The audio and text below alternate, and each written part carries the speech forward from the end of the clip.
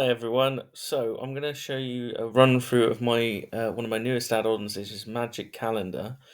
So if we go to extensions and Magic Calendar and we run for the first time, we're obviously going to get the sort of authorization come through, and it says it's now enabled, and we've got this new sidebar loaded.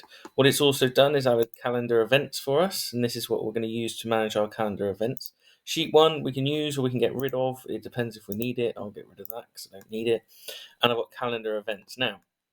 Column A happens automatically and column B happens automatically, so you do not need to fill those in. Calendar ID is your email address generally. You can create other calendars and they will have specific IDs. However, for just basics to start with, um, we're going to use just an email address as a calendar ID. Okay.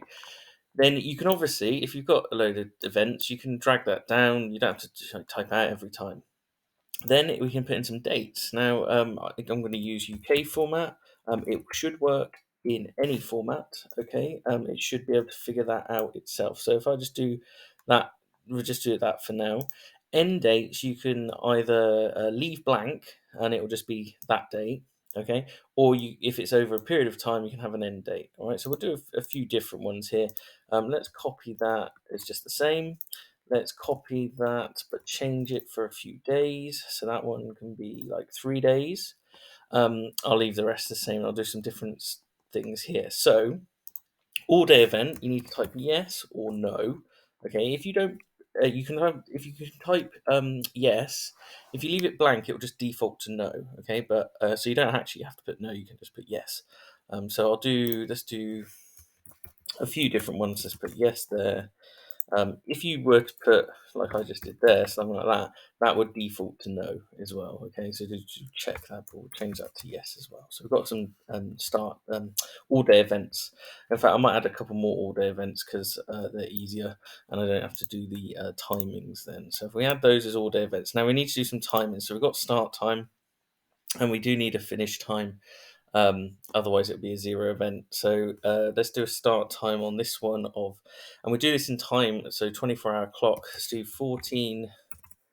So 2 o'clock to 3 o'clock, and then let's do. Don't need to do for that one. We need one here. Let's do 8 a.m. to 10 a.m. and one more to do. So let's do. I don't know. Let's do 21 to 23. Okay, so then we've got that. Then we need titles. Okay, so what the event's going to be called? I'm going to call it test 1, 2, 3, 4, etc. So I'm going to drag that one down, and now I've got all these events ready to go. Incident descriptions, you can add descriptions. I don't need to. Locations, you can add that. I don't need to. I'm going to leave that blank. Okay, so I'm ready to add these to my calendar. I've got calendar here. This is my calendar. As I mentioned earlier, you can create calendars. So if I was to add a calendar, so if I was to create a new calendar, and I call this example test, and it's this going time zone, and I create my calendar. So I've got this example calendar. If I want to add to that calendar, you have to do it slightly differently. So if I go back out of settings, where's my calendar? The example test is there. And if I want to use this one, if I go to sharing and settings of this one, okay, you need the ID for that calendar, which you'll find here. So this calendar ID is there. So if I copy that, I'm going to add this one in as well. So I'm going to add this one in. I'm going to add an all-day event to that. Let's just literally copy that one. But then we will call it something else. Let's call it test 9. And let's call this extra calendar, just so we know the difference. So what we do, we'll press create events, and if we go along here, you can see the Y's going in. Okay, so we've now got Y's and all of these. It should have created all of the events. So what we then need to do, go to calendar, go back here. That's really to think. Cool. And you can see you've got test 1, 2, 3 all in. So the first one was the 5th. We go back, we see the first one's the 5th, 6th, 7th. We should have one every single day. So we go like on here, and we've got our test 4 was a multi-day, dates. We've got our test 3 was at 8 till. So if we go back, test 3 was 8 a.m. to 10 a.m. And then test 5 was all day. We have lost test 6. So let's have a look at what test 6 was. Where's test 6? Test 6 was a night time on the 10th at 9 o'clock. So there's test 6 there. So we got that look, 7, 8. And you see, number 9 is a different color because it's in another calendar. Okay, so that's essentially what the app does and allows you to manage all your events you want. You can also change them. So if we say actually test 1, actually, let's do test 8 because I'm on that screen. More info, add more info into there. Extra calendar, more info. Actually, the time of that one is wrong. I'm going to change that to start now at 8 o'clock, but carry on to 11. I'm going to let's convert something to an all-day event. So actually, this one, let's convert it to an all-day event. We don't have to technically we don't have to delete the times, but we would. So let's get test 3 should change to an all-day event. So we press update events now. What it does, it goes through every single event in your worksheet and checks it. And if it's different, it will change it. Okay, so it doesn't matter which one you've done, it should check them all and change them all. So 7th should now be an all-day event. So if we go back to the 7th, we now have an all-day event, which is perfect. Was it test 3? Yes, it was. Cool, so that worked fine. This one we changed, so test 6 should now start at 8 o'clock. So let's go forward to test 6, scroll down, now starts at 8. What else did we change? These ones should have more info added. More info added. Okay, so that's all worked beautifully. All right, so that is in essence what Magic Calendar does. You can have multiple events. There would be a technical limit on the number you could have. However, I'd be very surprised if you met it because it does run incredibly fast. So you shouldn't run into any runtime errors.